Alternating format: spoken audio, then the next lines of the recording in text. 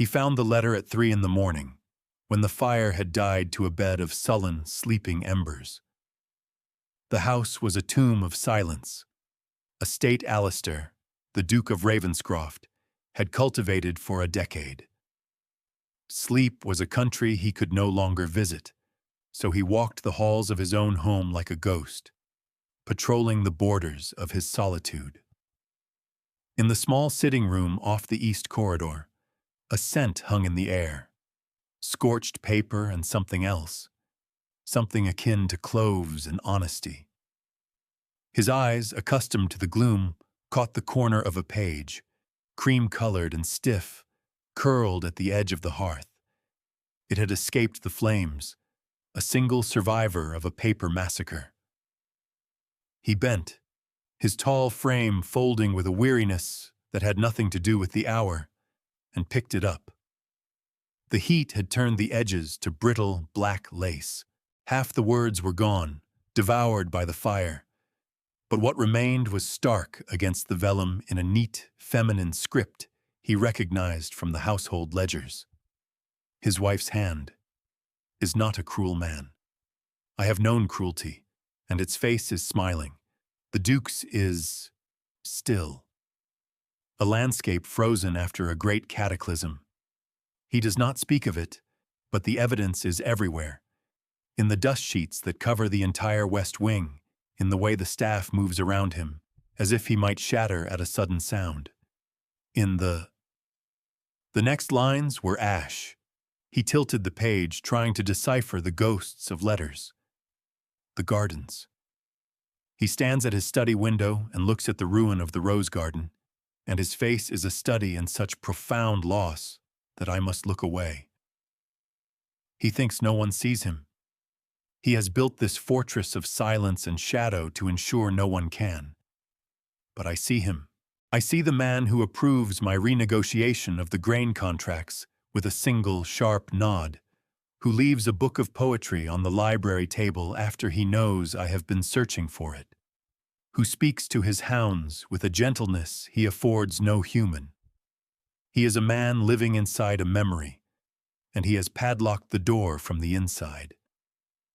I do not know if I am a guest here, or a warden, or simply another piece of furniture he has acquired to make the house appear. The rest of the page was gone, consumed entirely. Alistair stood there for a long time, the paper held between his thumb and forefinger. The silence of the house pressed in, but for the first time in years, it felt different. It was not empty. It was occupied. He had made a contract for a duchess, a manager, a vessel for an heir. He had not, he was quite certain, contracted for a woman who could see through stone walls. He folded the fragile remnant of the letter with an unnerving precision and placed it in the inner pocket of his coat, a secret held against his heart. If you enjoy stories of quiet hearts and unexpected love, subscribe for more tales like this one. Let us know in the comments where in the world you're watching from. We love to see how far our stories travel. The story of the Duke and his contracted Duchess was only just beginning. Emma Pike's life had been a long education in the various textures of betrayal. The first had been soft as velvet, disguised as paternal affection. Her father, Baron Pike, was a man of expensive tastes and dwindling fortunes, a gambler who loved the thrill of the risk far more than he loved his only daughter. Yet he had praised her mind. "My clever Emma," he would say, stroking her hair as she sat hunched over his estate ledgers, her neat columns of figures the only thing staving off their ruin. She was the one who found the errors, who negotiated with creditors, who stretched a single sovereign until it screamed. Her work was the invisible scaffolding holding up the crumbling facade of their respectability. He took the credit for her successes and blamed the world for his failures. The second betrayal had the scent of expensive cologne and the gleam of a perfectly polished signet ring. Sir Reginald Thorne was her intended, a man whose ambition was as sharp and cold as a shard of glass. He courted her not with poetry, but with financial projections, showing her how her mind, paired with his connections, could build an empire. He'd watch her work, his eyes alight with a possessive gleam she mistook for admiration. "You are a marvel, my dear," he'd murmur, his hand on her shoulder. "A true asset." She learned too late that he meant it literally. The collapse came not as a storm, but as a quiet closing of doors, a final, disastrous wager at the card table, and Baron Pike was broken. The creditors, no longer patient, descended. Sir Reginald, ever the pragmatist, was the first to arrive. He did not come to offer succor, but to collect a debt he had quietly purchased from another of her father's lenders. The conversation took place in the drawing room, the threadbare Aubusson carpet a testament to their decline. "My dear Emma," Reginald began, his tone dripping with a vile, feigned sympathy. "Your father has made a terrible miscalculation." He laid out the papers on the polished table between them. Her father sat pale and sweating in his chair, unable to meet her eyes. "The debt is considerable," Reginald continued. "Of course, my affection for you is boundless, but business is business." He had dissolved their engagement that morning via a curt note. Now he offered a solution.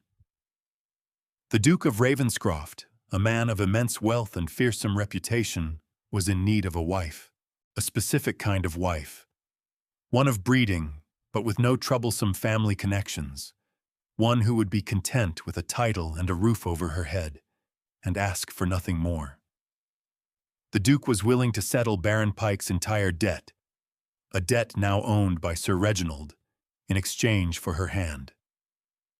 Her father looked at her, his expression pleading. It was a sale, a clean, simple transaction. She was the last valuable asset he possessed. Her one loyal ally, a young housemaid named Sarah, wept as she helped Emma pack a single trunk.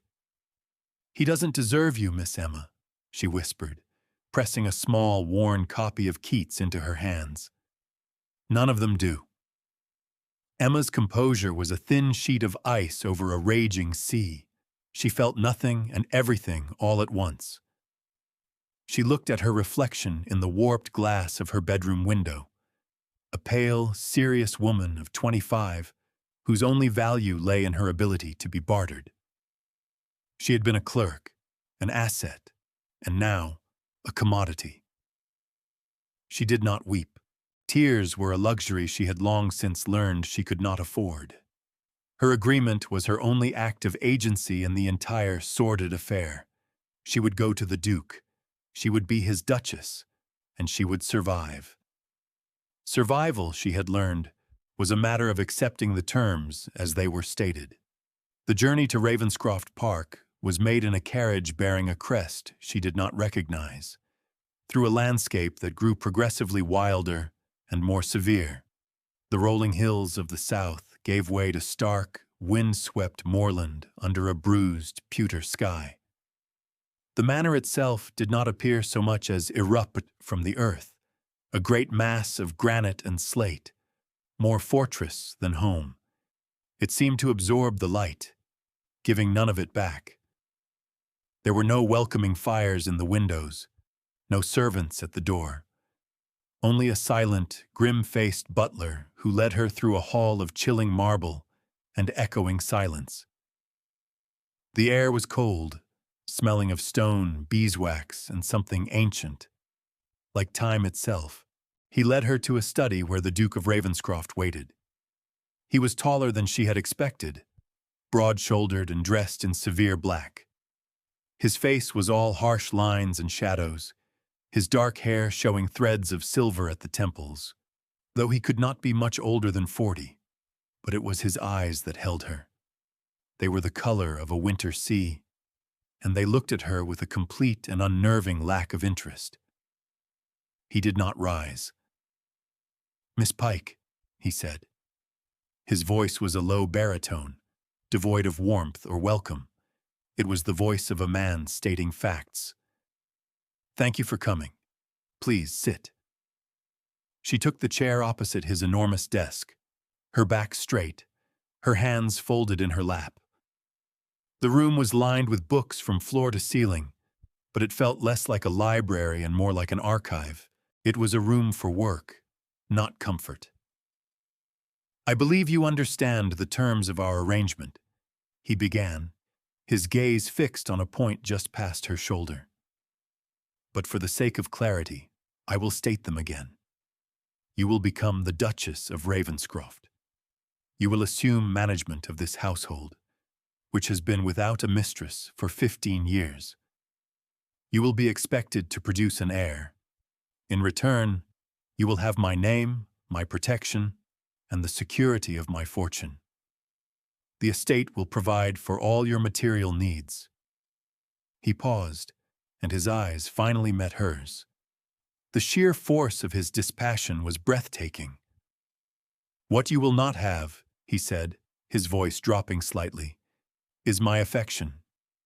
You will not have my companionship, my confidence, or my heart. These are not things I possess to give. Our lives will be conducted in parallel.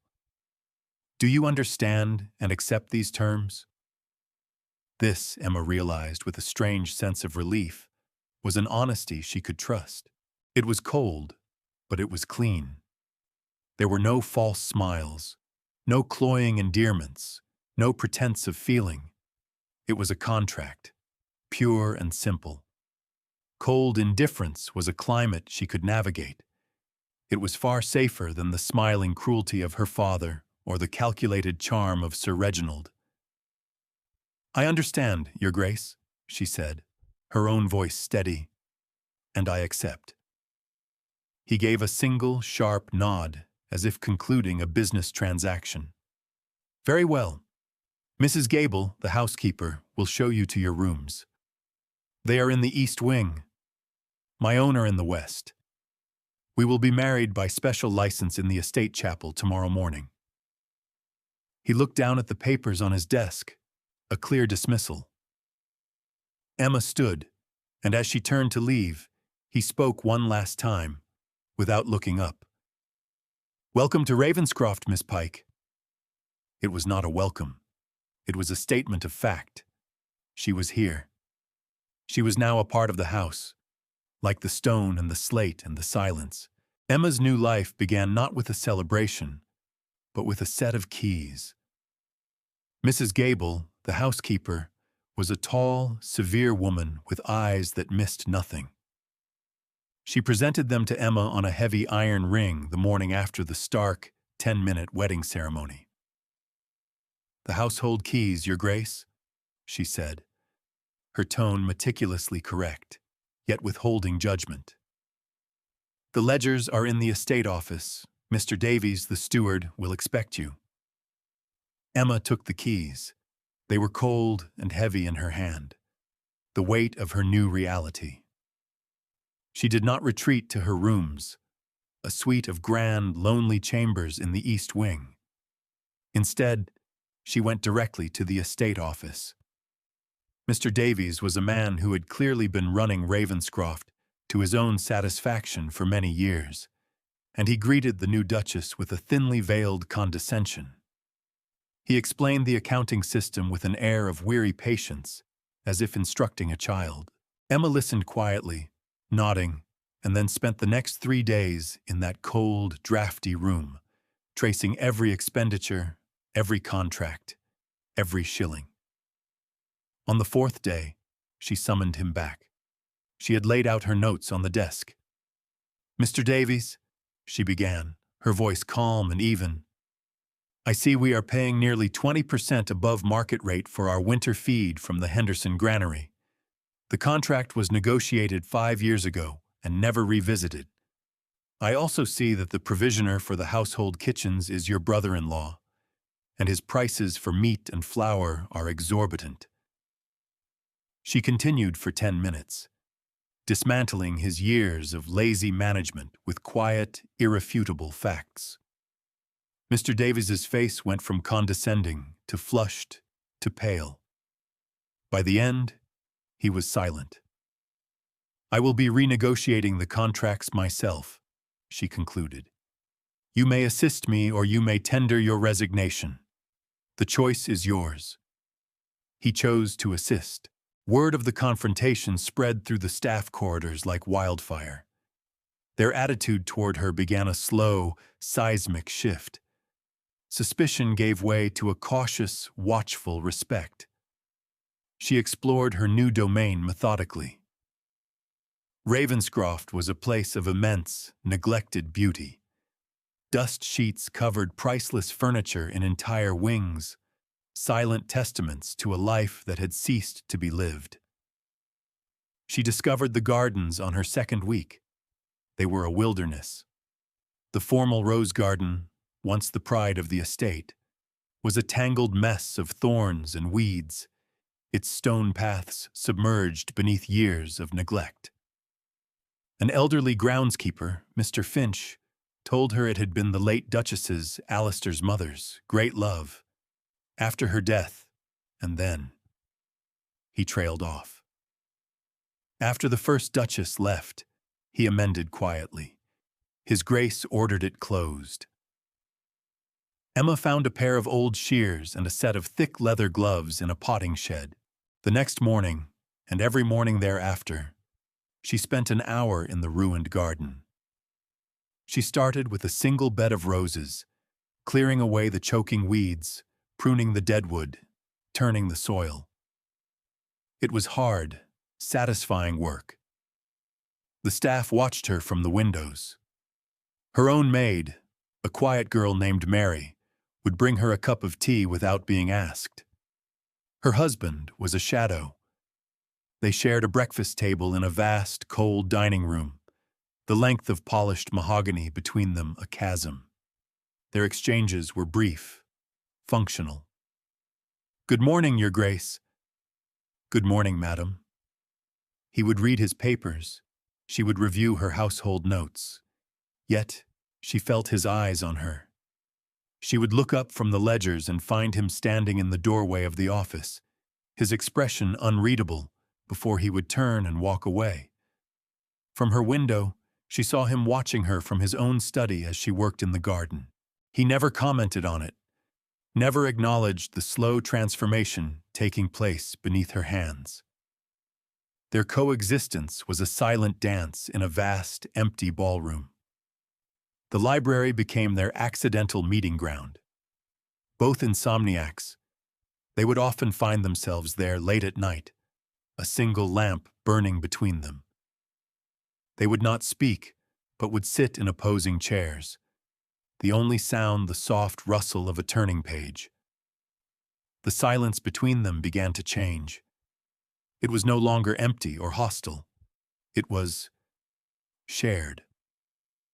One night, as he left, he paused at the door. "The accounts," he said, his back to her. "They have not been in such order in a decade."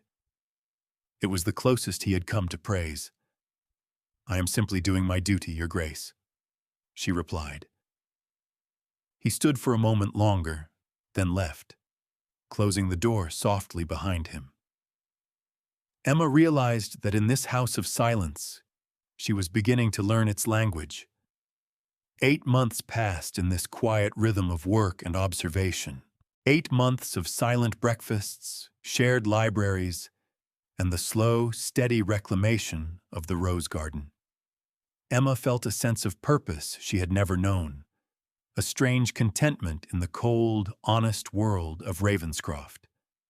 The contract was being fulfilled, but the woman who had signed it was changing. The loneliness of her new life, coupled with the profound, unspoken sadness of the man she was married to, weighed on her during the long, silent nights. She began to write, not in a diary, but on loose sheets of foolscap, a way to give voice to the thoughts that echoed in the quiet corridors of her mind. She wrote about her past, about the casual cruelty of her father and Sir Reginald, and she wrote about the Duke. She wrote about the fortress he had built around himself, and the glimpses of the man trapped inside. It was 2 in the morning, the house utterly still, when she sat in the small sitting room and wrote the letter she never intended for anyone to see. The words poured out of her, a dam of observation finally breaking. "He is not a cruel man," she wrote, the nib of her pen scratching in the silence. "I have known cruelty, and its face is smiling. The Duke's is, still, a landscape frozen after a great cataclysm." She filled page after page with her thoughts, her deductions, her unwanted and unasked for empathy for this broken, silent man. When she was finished, she read the pages back, and a chill of fear went through her. It was too honest, too raw. It was a violation of the distance he demanded, of the terms she had accepted. To have these thoughts discovered would be an unforgivable intrusion. With trembling hands, she took the pages to the fireplace and fed them to the dying embers. She watched as the flames licked at the edges, turning her secret thoughts to black, curling ash. She pushed the remains deep into the coals with a poker, satisfied they were destroyed, and went to bed. She did not know that one page, protected by a fold, had fluttered to the edge of the hearth, half saved from the fire.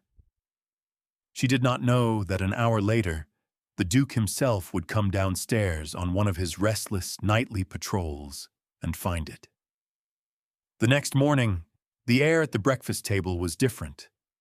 The silence was still there, a physical presence between them, but it was charged with a new, inexplicable tension.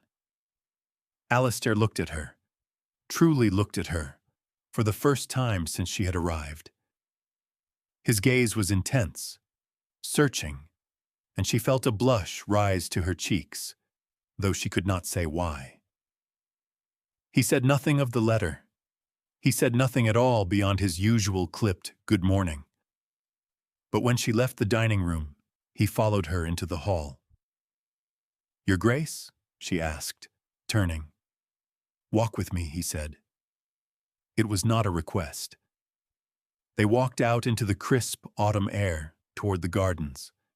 He led her to the section of the rose garden she had been working on. The thorns were gone, the soil was rich and dark, and the first green shoots of new growth were visible on the heavily pruned canes. He stopped and looked at it, his hands clasped behind his back. "Why do you do this?" he asked, his voice quiet. "It was not part of our agreement." Emma chose her words carefully. "It needed to be done," she said simply. "It was neglected." He turned to face her, his winter sea eyes fixed on hers. "And the ledgers, the staff, the house itself? Was that all simply neglected?" There was an edge to his voice she had never heard before, a raw vulnerability. "You have brought order to this place. Why?" He was asking something more, something deeper, and she knew it. The unburnt words of her letter seemed to hang in the air between them. She decided on the truth, or at least a part of it. "Because for the first time in my life the terms are clear," she said, meeting his gaze without flinching. "You offered a contract, not a pretense. You have been honest in your distance.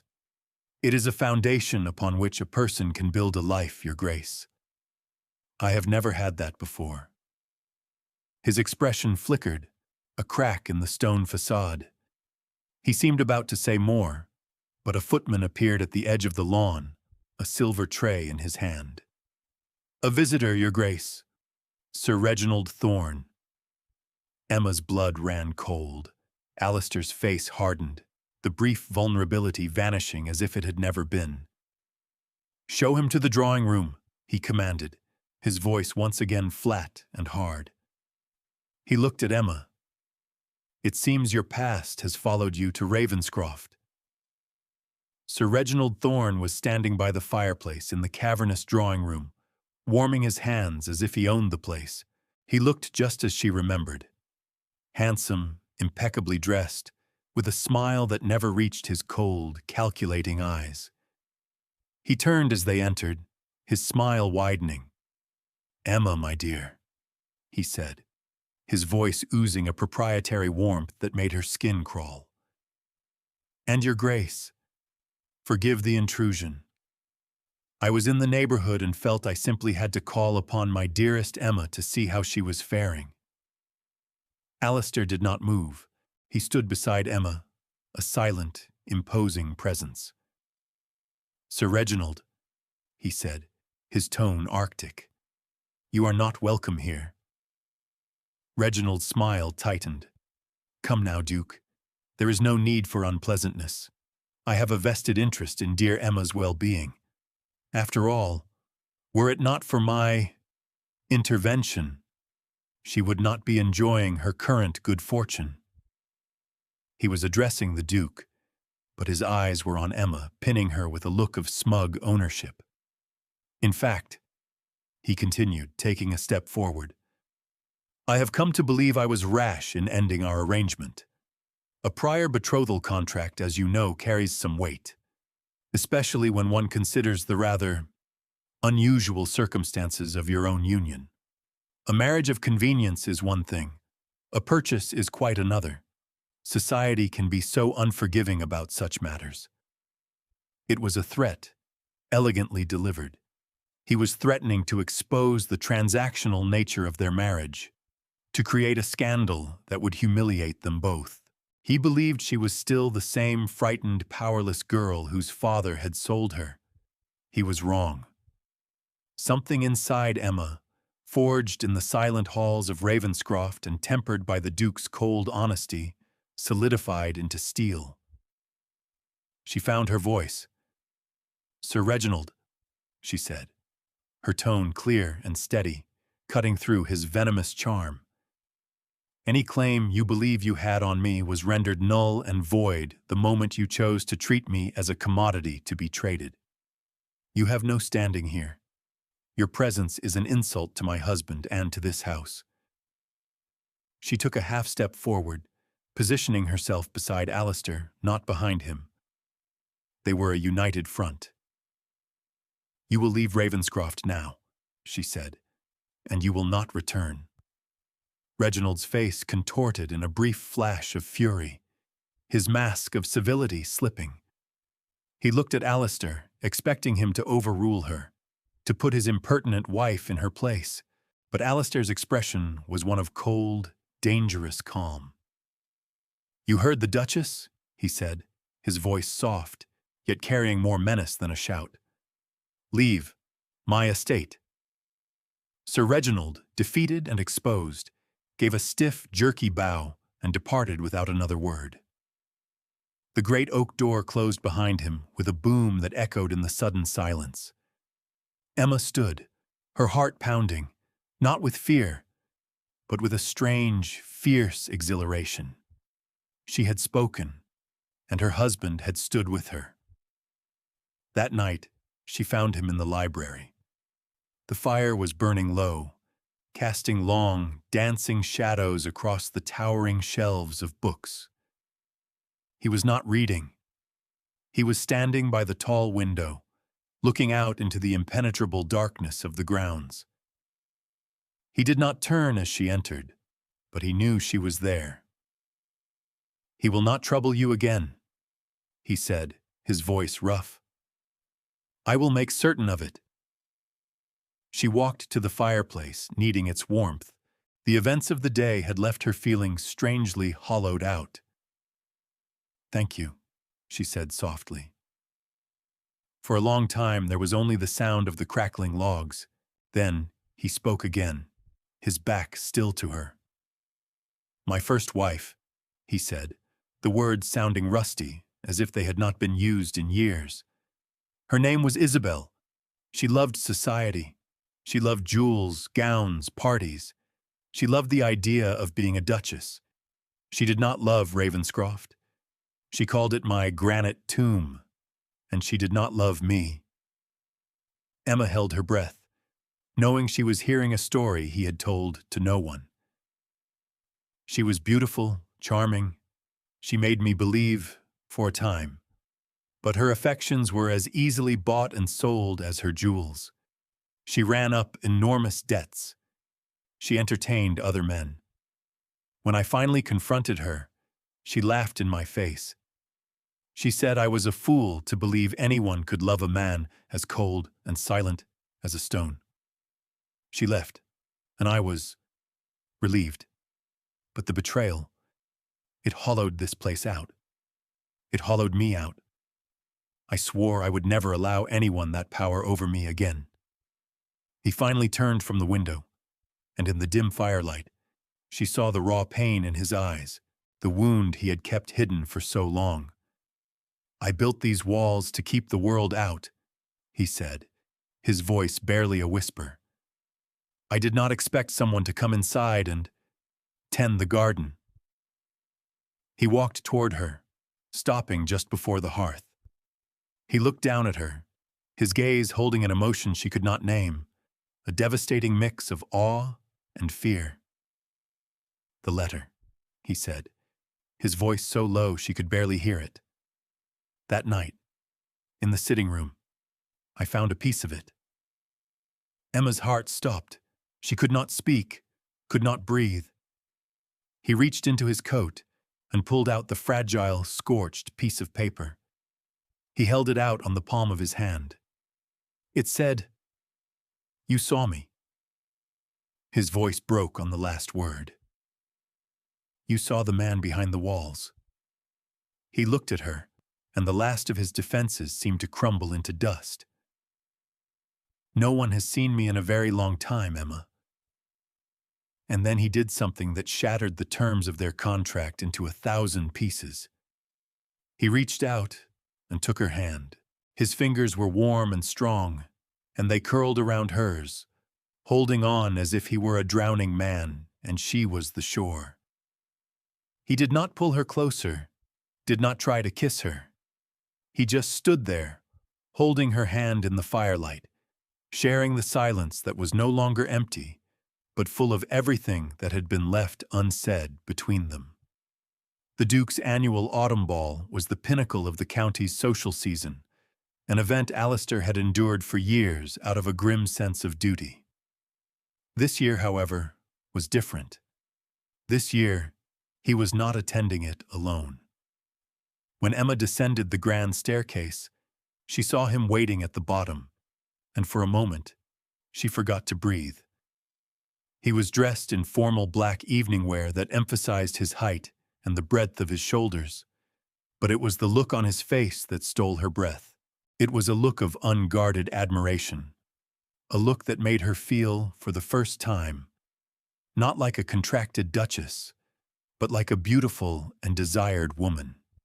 He had left a box on her vanity earlier that evening. Inside, nestled on a bed of velvet, was a gown of midnight blue silk, the color of a twilight sky, and a simple, elegant necklace of sapphires that matched her eyes. There was no note. None was needed. As she reached the bottom step, he offered her his arm. "You are beautiful, Emma," he said, his voice low and for her alone. The ballroom was a blaze of light and sound, a stark contrast to the usual quiet of Ravenscroft. Heads turned as they entered, a wave of whispers following in their wake. Emma held her head high, her hand resting on Alistair's arm. She felt his strength beside her, a steady, grounding presence. She saw Sir Reginald Thorne across the room, surrounded by a group of cronies, his eyes fixed on her with a look of pure malice. He was here to make good on his threat, to poison the waters with his insinuations. Throughout the first hour, Emma could feel the shift in the room's atmosphere. The curious glances became colder, more speculative. She saw women whispering behind their fans, their eyes darting between her and Sir Reginald. He was spreading his poison effectively. Then, Alistair led her to the center of the floor for the first dance. As the orchestra began a waltz, he held her close. "Do not listen to them," he murmured, his breath warm against her ear. Their opinions are worthless. But the whispers grew louder. After the dance, a portly, influential marquis approached them, his wife on his arm. "Your Grace," he said, his tone overly familiar. "There are some troubling rumors circulating this evening about the nature of your marriage." Alistair's hand tightened on Emma's arm.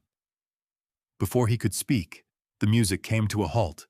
A hush fell over the ballroom as Alistair raised his hand, signaling the orchestra leader. He stood on the raised dais, Emma at his side, and looked out over the sea of expectant faces. His gaze was cold steel. "I understand," he began, his voice carrying effortlessly to every corner of the room, "that there has been some speculation this evening regarding my wife." He paused, letting the silence stretch. His eyes found Sir Reginald in the crowd and held him there. "Let me be clear." He turned his gaze to Emma, and the coldness in his eyes melted away, replaced by a warmth that stunned the entire assembly. "I asked this woman to be my wife because I recognized in her an intelligence, an integrity, and a strength of character that is vanishingly rare. In the months she has been the Duchess of Ravenscroft, she has brought more life, order, and grace to my home and to its master than it has seen in a generation." He took her hand and raised it to his lips, a gesture so public, so intimate, it was like a thunderclap in the silent room. "Ravenscroft is in her debt, and so am I. Anyone who would dare to suggest otherwise is not only a liar, but is no longer a friend of this house." The dismissal was absolute. The message and its target were unmistakable. A murmur went through the crowd, this time one of respect and awe. Sir Reginald Thorne, his face ashen with public humiliation, turned and all but fled the ballroom. The Marquis stammered an apology. The orchestra struck up again, and as Alistair led Emma back to the dance floor, the entire room felt different. He had not rescued her. He had stood with her, and publicly, irrevocably, declared her value. They were no longer two separate entities bound by a contract. They were allies, partners, a duke and his duchess. Months later, spring arrived at Ravenscroft, not with a shy whisper, but with a triumphant riot of color. The rose garden, once a tangled skeleton of thorns, was reborn. Emma stood on the stone path, a gentle breeze stirring the hem of her simple morning gown, and marveled at the transformation. Heavy-headed blooms of crimson, ivory, and blush pink filled the air with a rich, sweet perfume. What had been broken was now whole. What had been neglected was now thriving.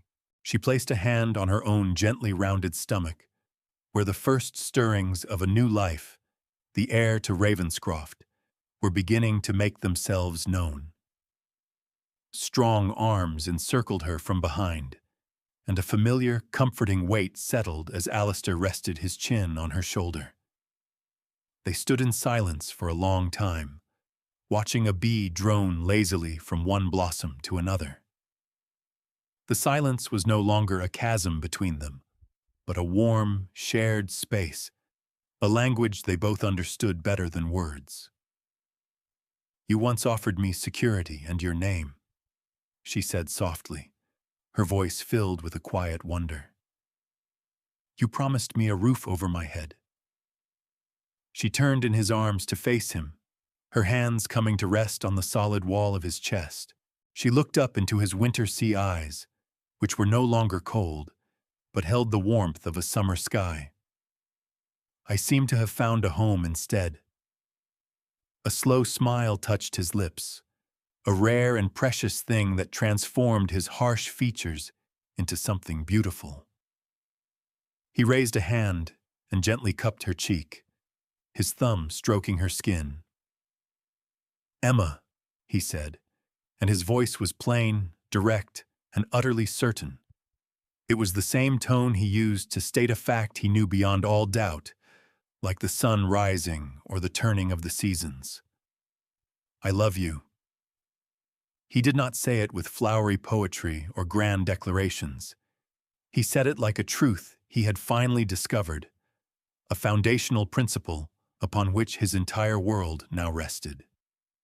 She felt tears well in her eyes, not of sadness, but of a joy so profound it was almost painful. "And I love you, Alistair," she whispered. He bent his head and kissed her then, a kiss that was not about passion or possession, but about arrival. It was the closing of a circle, the fulfillment of a promise neither of them had known they were making. They stood together in the heart of the garden they had brought back to life. Two people who had begun with a cold, clear contract and had discovered, through quiet observation and unexpected honesty, a covenant of the heart. Thank you for joining us for this story. Would you have trusted a man as guarded as the Duke? Let us know your thoughts and where you're watching from in the comments below.